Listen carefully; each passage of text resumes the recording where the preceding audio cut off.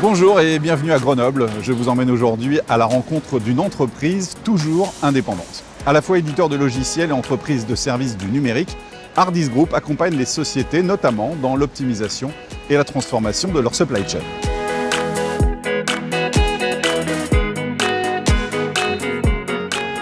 Début 2019, la société a engagé, avec le soutien d'investisseurs, une transmission du capital des fondateurs aux dirigeants actuels, ainsi qu'à une trentaine de managers. Une opération qui permet au groupe de conserver son indépendance dans un secteur en consolidation. Et par ailleurs, l'entreprise pourra accélérer son développement, qui est déjà très fort ces dernières années, en investissant encore davantage en France et en Europe. Bref, vous l'aurez compris, une transformation du capital pour durer.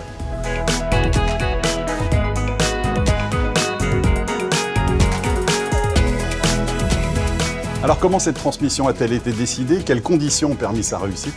Pour nous éclairer, je vais rencontrer dans un instant Nicolas Audet, le président d'Hardis Group.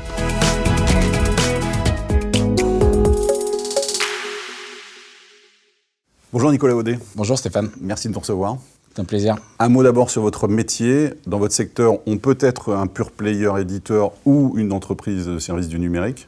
Rarement les deux, c'est votre cas. Rarement. Pour quelles raisons vous proposez ces deux services? D'abord pour des raisons historiques, c'est-à-dire que dès la création de l'entreprise, on était éditeur de logiciels. Assez vite, on a intégré nos solutions pour le compte de nos clients. Donc cette jonction entre le métier d'édition et le métier de service, c'était historique et assez naturel finalement. Et puis on a travaillé au fil des ans pour faire que cette palette de services qu'on propose autour de nos logiciels et en dehors s'étoffe et qu'on soit de plus en plus capable d'accompagner nos clients sur l'ensemble de leurs projets de transformation. On revient en 2013, première transmission managériale celle-là. Christian Balmain, qui est le fondateur et le directeur général de l'époque, vous cède les rênes, ainsi qu'au directeur général qui est avec vous aujourd'hui. Pour quelles raisons ils prennent cette décision? Plusieurs raisons. Une raison contextuelle. On est passé une année 2012 un peu plus difficile en termes de résultats, même s'ils ont été positifs, comme depuis la création de l'entreprise d'ailleurs. Et puis il y a une confiance qui s'était créée au fil des ans. Yvan et moi sommes dans l'entreprise depuis 2000. Avec différentes activités qu'on a pilotées au fil du temps. Et donc, il y avait cette confiance qui était là, et puis la volonté sans doute de donner un nouvel élan de croissance internationale avec de l'innovation. Donc, c'était le moment de changer un peu l'incarnation du management et de pouvoir conduire ce nouveau projet. La transmission capitalistique à l'époque, elle est déjà évoquée, elle est même programmée? Elle n'est pas programmée, ce serait mentir que de dire ça, mais on avait ça au fond de ce qu'on voulait faire. C'est-à-dire qu'assez naturellement, quand vous poussez un projet de transmission managériale, il y a bien un moment, étant donné l'âge du capitaine et de ses associés, où ce sujet-là va arriver. Donc on savait qu'il arriverait, on savait qu'on en aurait forcément envie à ce moment-là. Dire qu'on l'avait daté, pas forcément. Et si on l'avait daté, à la limite, ça aurait été peut-être un peu plus tard que ce qui s'est fait, effectivement. On avait vraiment besoin de montrer qu'avec une nouvelle génération de managers, une nouvelle façon d'incarner les projets, on pouvait aussi être dans une situation de succès, et cette première approche-là était importante. Mais là aussi, les choses se sont enchaînées de façon assez fluide et naturelle. Et être racheté, c'était pas une option possible?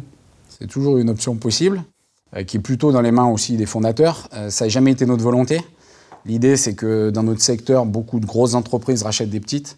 Et ça se traduit souvent par une perte d'indépendance et de liberté. On avait vraiment envie de garder cette liberté. On avait vraiment envie de continuer le projet. Et c'était de fait pas notre scénario privilégié. Revenons sur l'opération en elle-même de transmission. Est-ce que c'est complexe à structurer? Ce qui était complexe, c'est qu'on voulait très très vite en fait, avoir un management qui soit partie prenante du capital.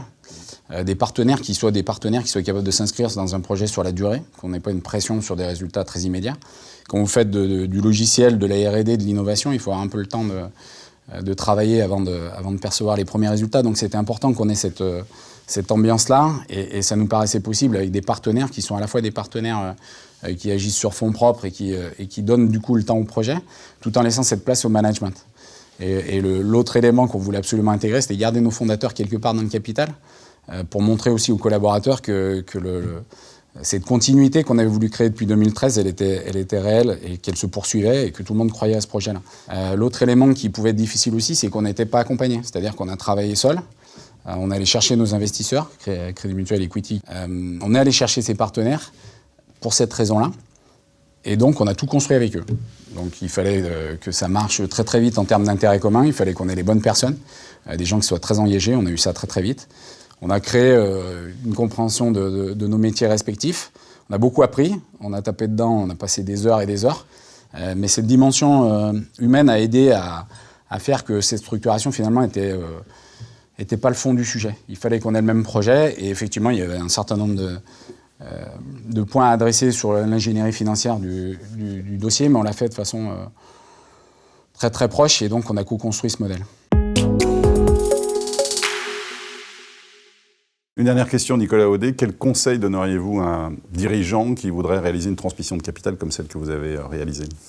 Le conseil, il est plutôt hérité de l'expérience. C'est qu'il faut prendre son temps. On est forcément un peu impatient quand on a envie de ce type de modèle. Mais le fait de prendre son temps permet d'abord de préparer l'entreprise à cette étape qui est assez particulière et cruciale dans le développement.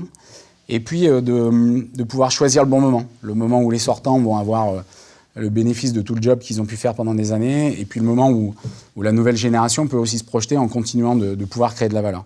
Donc le moment est un élément vraiment très essentiel. Merci Nicolas Audet. Merci.